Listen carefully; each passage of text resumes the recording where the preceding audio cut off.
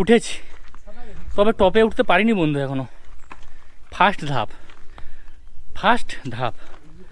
ধাপটা দেখিয়ে দিই তোমাদের। দেখো, এই ছিল আমাদের, ওইখান থেকে আমরা উঠেছি। কোনখান থেকে বলতে পারবো, আমরা নিচু থেকে। আর সব গাইজরা বসে আছে একখানা মন্দিরে। কিসের মন্দির এখনো জানা যাচ্ছে না। আচ্ছা, বাসুদেব ভগবানের মন্দির। সবাই হাঁপিয়ে গেছি আমরা। এই রাস্তা ধরে আমরা আবার উপরে যাব, গেলে ভোলা বাবার মন্দির পাবো।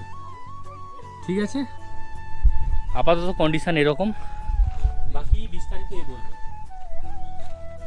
কিছু না, এখনো যাওয়া যাবে।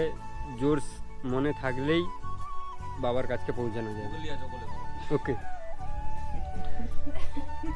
আমার মনের মধ্যে জোশ প্রচুর আছে, কিন্তু আমি যেতে পারছি না। কি করা যাবে বলো? সেই ও ঘরে এক্ষুনি ঘরে মনের মধ্যে জোশ থাকলে যেতে পারবো, আমার মনের মধ্যে জোশ তো ভরপুর, এই জন্য এত দূর আসছি। তাহলে যেতে পারছিস না আর বলনি, কষ্ট হোক। তবে গ্রিনারিটা দুর্দান্ত, আর যাই পারে হোক। এই যে উঠে এত কষ্টের মধ্যে এই যে গ্রিনারিটা দেখছি না, এটাই অনেকটা ফিলকে হালকা করে দিচ্ছে, আমাদের কষ্ট লাগে। চলো বাকিটা একটু পরে বিশ্রাম করে নিই।